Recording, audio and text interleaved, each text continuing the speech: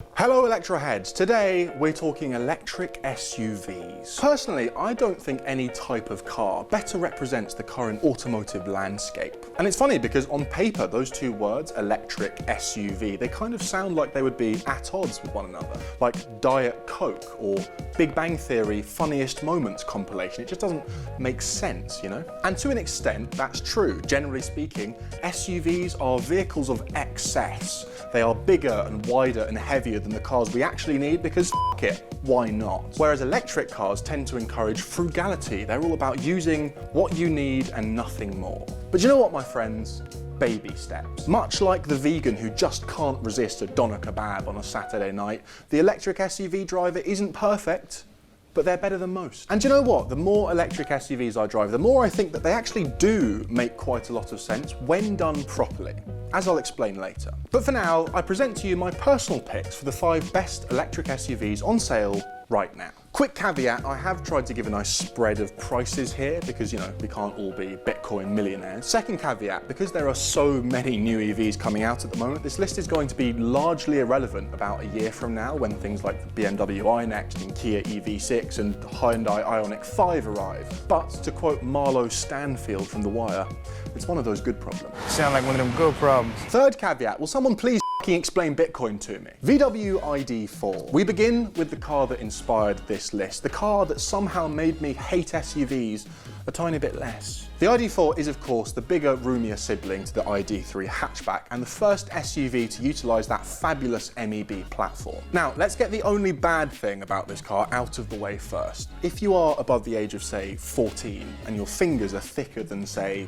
the average piece of linguine, you're going to struggle with the infotainment system. I've spent more than enough time venting about this in previous videos, so I'm not going to get into it today about how the driver assist menu is so annoying it makes me actually want to have a crash, and the rubby buttons for the climate control triggered my intimacy issues. I'm not going to talk about that today.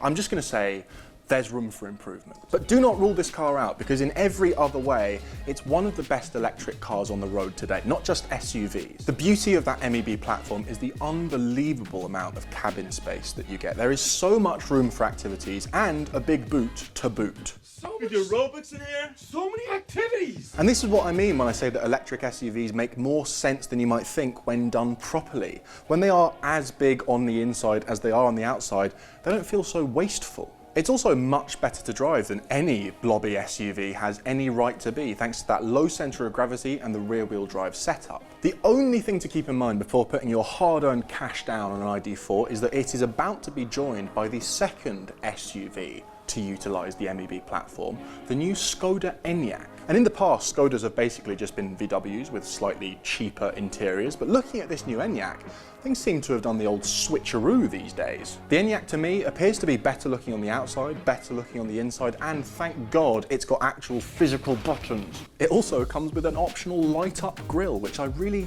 want to hate, but kind of love. Tesla Model Y. Okay, I'm going to be really honest with you. I haven't actually driven this one yet, and yet I'm really quite confident that it's probably the best electric SUV in the world right now. Why? Well, because it's essentially just a taller Tesla Model 3, and that is the best electric car in the world right now. In fact, the new Y may have the Model 3 beaten because it addresses one of my big beefs with the Model 3, terrible rear headroom. On top of that, the Model Y is available with a 7-seat configuration, perfect for families that decided to have 3 too many children. Now, it's definitely not the prettiest EV on the road. I've tried to convince myself that that side-on silhouette reminds me of like a Ferrari 250 bread van, but the truth is it's more like a piece of bread.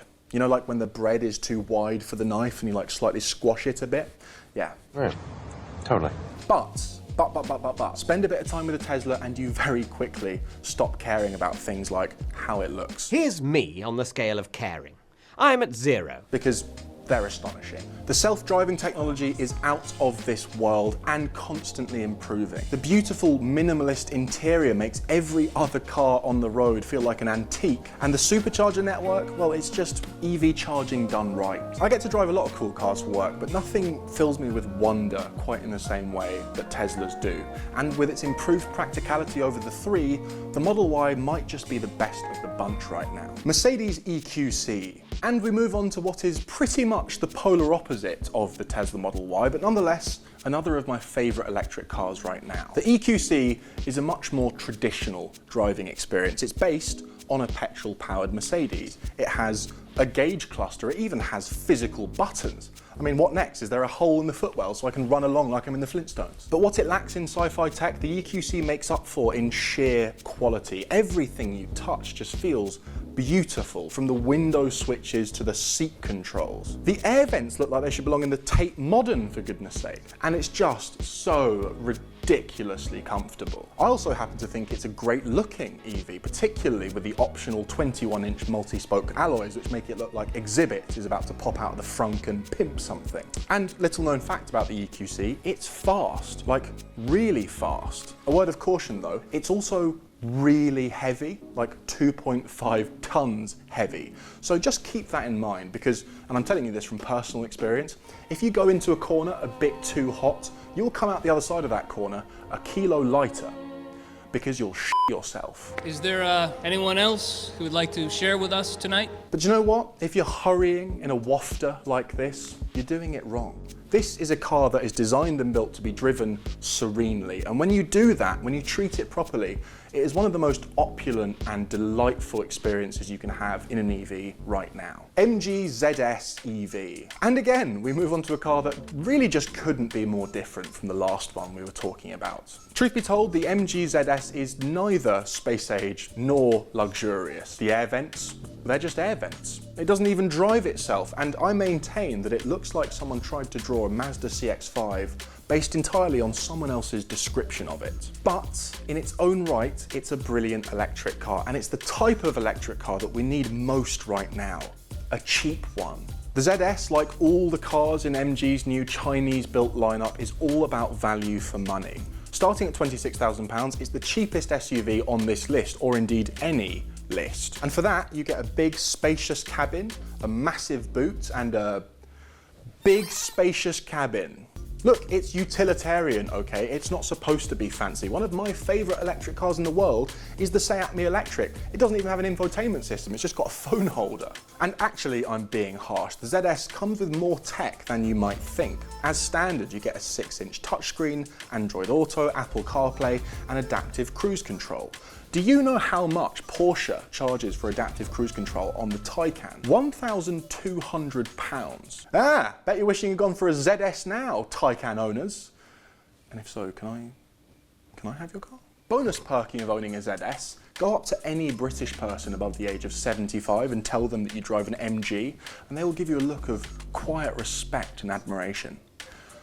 Just don't tell them that they're made in China now. Oh, you like some? Hyundai Kona Electric. You know, Tesla owners have this reputation for telling anyone who will listen how great their Tesla is.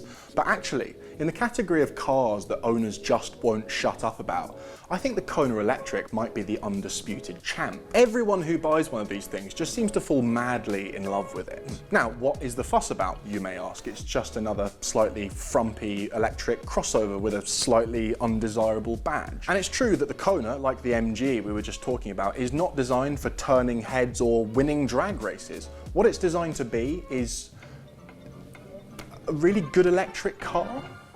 Range, forget about it. Spec the big battery and you get 300 miles of the stuff. There is no car that will send you further for the same money. It also comes jam-packed with equipment and has a neat party trick.